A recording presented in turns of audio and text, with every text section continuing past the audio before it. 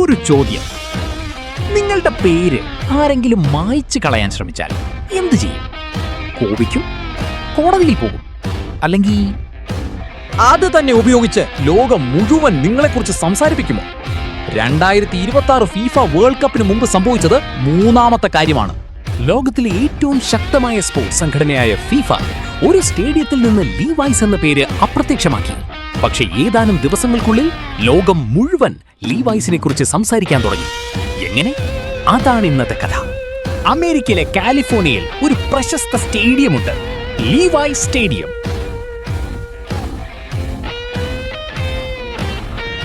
(2014) മുതൽ ആ പേരാണ് NFL ടീമായ സാൻ ഫ്രാൻസിസ്കോ 49േഴ്സിന്റെ ഹോം ഗ്രൗണ്ട്. ലീവൈസ് കോടിക്കണക്കിന് ഡോളർ ചെലവഴിച്ചാണ് നെയിമിംഗ് റൈറ്റ്സ് വാങ്ങിയത്. അതായത് സ്റ്റേഡിയത്തിന്റെ പേര് തന്നെ അവരുടെ ബ്രാൻഡ്. ഇപ്പൊ ചിന്തിച്ചു നോക്കൂ, നിങ്ങൾ കോടികൾ മുടക്കി വാങ്ങിയ പേര് ഒരു ദിവസം ആരോ വന്ന് മറച്ചു. അത് തന്നെയാണ് ഫീഫ ചെയ്തത്. വേൾഡ് കപ്പ് സമയത്ത് ഫീഫ പറഞ്ഞു, ഇനി ഇത് ലീവൈസ് സ്റ്റേഡിയം അല്ല, San Francisco bay area stadium.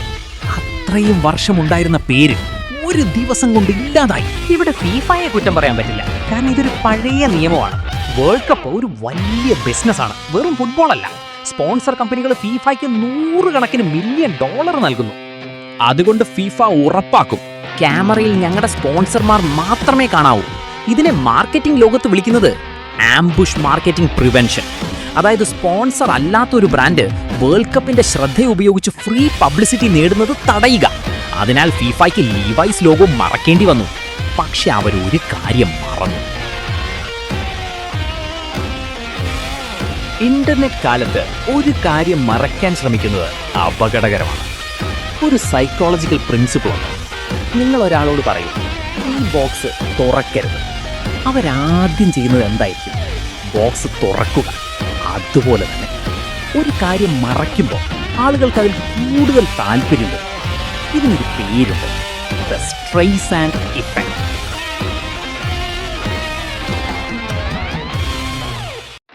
ഇനി കഥയിലെ ഹീറോ ലീവൈസ് മാർക്കറ്റിംഗ് ടീം. അവർക്ക് 2 ഓപ്ഷൻ ഉണ്ടായിരുന്നു. ഓപ്ഷൻ 1 പരാതിപ്പെടുക, ഓപ്ഷൻ 2 അതൊരു തമാശയാക്കി മാറ്റുക. അവർ 2ാം ഓപ്ഷൻ തെരഞ്ഞെടുത്തു. അവർ സോഷ്യൽ മീഡിയയിൽ ഒരു ഫോട്ടോ പോസ്റ്റ് ചെയ്തു. ലോഗോ മുഴുവൻ വെളുത്ത തുണി കൊണ്ട് മൂടിയിരിക്കുന്നു. Caption, welcome to the beautiful dash stadium. ആ ഒരു വാക്ക് ഇന്റർനെറ്റിന് അത് ഇഷ്ടപ്പെട്ടു. കാരണം അവർ കരഞ്ഞില്ല, അവർ തമാശ പറഞ്ഞു, അവർ തോറ്റില്ല, അവർ കളി മാറ്റി. പക്ഷെ ഏറ്റവും രസകരമായ ഭാഗം ഇനിയും ബാക്കിയുണ്ട്. ലീവൈസ് അവരുടെ ഇൻസ്റ്റഗ്രാം പ്രൊഫൈൽ പിക്ചർ മാറ്റി, സാധാരണ ലോഗോ മാറ്റി. പകരം മൂടിയിരിക്കുന്ന ലോഗോ, അതെ, ഫീഫ മറച്ച അതേ ലോഗോ. ഇപ്പൊ ഓരോ തവണ ആളുകൾ അവരുടെ ഇൻസ്റ്റഗ്രാം തുറക്കുമ്പോഴും അവരാദ്യം കാണുന്നത് ഫീഫയുടെ കവറാണ്. ഇത് മാർക്കറ്റിംഗ് ലോകത്തൊരു മാസ്റ്റർ സ്ട്രോക്കായി കണക്കാക്കപ്പെട്ടു. കാരണം ഫീഫ മറച്ച ചിത്രം ലീവൈസ് തന്നെ പരസ്യമാക്കി. പിന്നീട് സോഷ്യൽ മീഡിയയിൽ സംഭവിച്ചത് അതിലും വലിയ കാര്യം. ആളുകൾ മീംസ് ഉണ്ടാക്കി, മാർക്കറ്റിംഗ് എക്സ്പേർട്സ് ഇത് കേസ് സ്റ്റഡിയായി ചർച്ച ചെയ്തു, ന്യൂസ് ചാനൽസ് റിപ്പോർട്ട് ചെയ്തു, യൂട്യൂബേഴ്സ് വീഡിയോ ചെയ്തു, ലിങ്ക്ഡിൻ മുഴുവൻ മാർക്കറ്റിംഗ് ഡിസ്കഷൻസ്. ലോകം മുഴുവൻ ചോദിച്ചത് ഒരേ ചോദ്യം,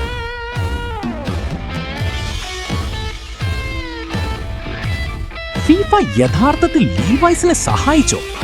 കാരണം ഫീഫ ലോഗോ മറച്ച ദിവസം വരെ ഈ കഥ ആരും സംസാരിച്ചിരുന്നില്ല. പക്ഷെ മറച്ചതിന് ശേഷം എല്ലാവരും സംസാരിച്ചു. ഇവിടെ ഒരു വലിയ ബിസിനസ് ലെസൺ ഉണ്ട്. ഒരു ബ്രാൻഡ് ശക്തമാണോ എന്ന് അറിയാൻ ഒരു ടെസ്റ്റ് ഉണ്ട്. പേര് നീക്കം ചെയ്യും. ആളുകൾ തിരിച്ചറിയുന്നുണ്ടോ?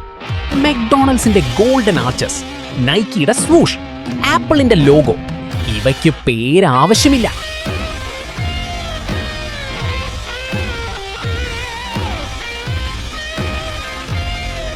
ലീവൈസ് തെളിയിച്ചത് അതാണ്. ലോഗോ മറച്ചിട്ടും ആളുകൾക്കത് ലീവൈസ് ആണെന്ന് അറിയാമായിരുന്നു. അതുകൊണ്ട് ബ്രാൻഡിംഗ് എന്നത് പേര് കാണിക്കുന്നതല്ല, മനസ്സിൽ പതിപ്പിക്കുന്നതാണ്. അപ്പോൾ ആരാണ് ജയിച്ചത്? ഫീഫ അവരുടെ നിയമം നടപ്പാക്കി. പക്ഷെ ലീവൈസ് ആ നിയമത്തെ കോണ്ടന്റ് ആക്കി. ഫീഫ ഒരു ലോഗോ മറച്ചു, ലീവൈസ് അതിൽ നിന്ന് ഹെഡ്ലൈൻസ് ഉണ്ടാക്കി. ഫീഫ ഒരു പേര് നീക്കി, ലീവൈസ് അതിനെ സ്റ്റോറിയാക്കി. ചിലപ്പോൾ ഏറ്റവും മികച്ച പരസ്യം നിങ്ങളുടെ പേര് കാണിക്കുന്നതല്ല, നിങ്ങളുടെ പേര് മറയ്ക്കാൻ ശ്രമിക്കുന്നവരായിരിക്കും. അതാണ് ഫീഫ വേഴ്സസ് ലീവൈസ് കഥയുടെ ഏറ്റവും വലിയ ട്വിസ്റ്റ്. ലോകത്തിലെ ഏറ്റവും വലിയ ഫുട്ബോൾ ടൂർണമെന്റിന് മുമ്പ് ഒരു ജീൻസ് കമ്പനി എല്ലാവരെയും ബ്രാൻഡിംഗ് എന്താണെന്ന് പഠിപ്പിച്ച കഥ. Subscribe Backhand Talks.